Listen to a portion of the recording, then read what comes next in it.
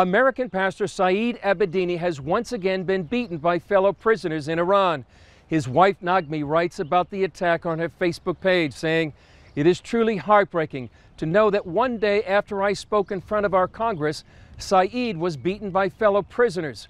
The attack happened Wednesday of last week as he was attempting to leave his cell. Pastor Saeed was punched in the face near his left eye and nose. His attackers also destroyed a small table he used to study and read. Prison guards did intervene when he called for help." In another statement, Nagmi writes, "It's time to get Saeed home before it's too late." Saeed has been beaten multiple times in the past, including by prison guards.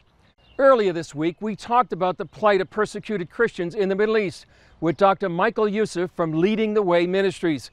He talked about how he wants to see the church in the West wake up to how their brothers and sisters in the Middle East are suffering.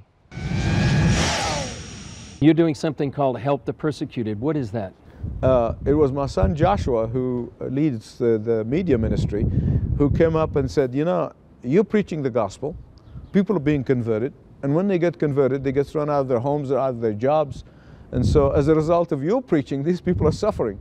This is about 3 or 4 years ago. And you know, our budget is skewed toward media, toward broadcasting. So our board made a decision that we will take part of that budget to help give people opportunity to support a third leg of our ministry, which we call Help the Persecuted. And because the need is huge, I mean, you know, trillions of dollars, well, I don't know, billions of dollars. And so we couldn't do everything, so we decided to focus our attention on those who are suffering for the sake of Christ as a result of their conversion to Christ. They're the ones who get thrown out. So we're trying to help our brothers and sisters with whom we're going to be spending eternity in heaven. That's right, yeah. We had the opportunity last summer to be in northern Iraq and interview some of these Christians that were thrown out of their homes that had lived in for years or generations. And so that gave us a heart for the persecuted. What do you think the church in the U.S., particularly in the West, need to know about their persecuted brothers and sisters? I think that they need to be informed. And then even some of those who are informed, and I get it on my social media, Twitter and Facebook, and people say, "Well, Michael, just give up. This is the end time, and this is going to happen anyway." But how in the world can you close your heart of compassion toward the people with whom you're going to spend eternity when they are suffering so severely in a way that we could never imagine? Somebody in America or in the West, you can't even imagine what that means when you see a child put on a cross. It is too horrific. Even the Muslim president of Egypt, when the 21 Christian Egyptians were beheaded in the Mediterranean, he said, "I didn't have the heart to go to the cathedral and to express my condolences until I've revenged the blood of those Christians." And yet, in the West, we do very little because we, A, not informed, B, if we are informed, we said, "Oh, isn't that too bad?"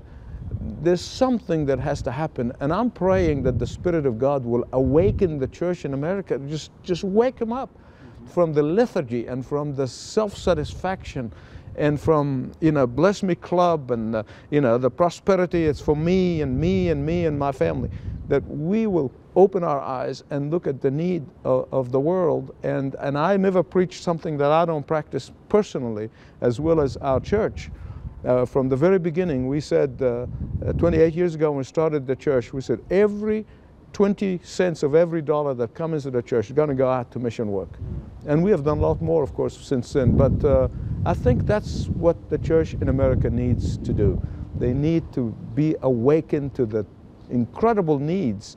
And if they believe it's the end times, what are you keeping it for? For the Antichrist to use it?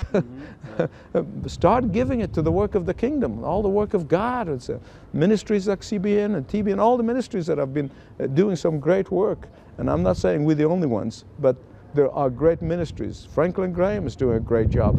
And so I am pleading with believers to do their homework, to find out where the need is, and get plugged in.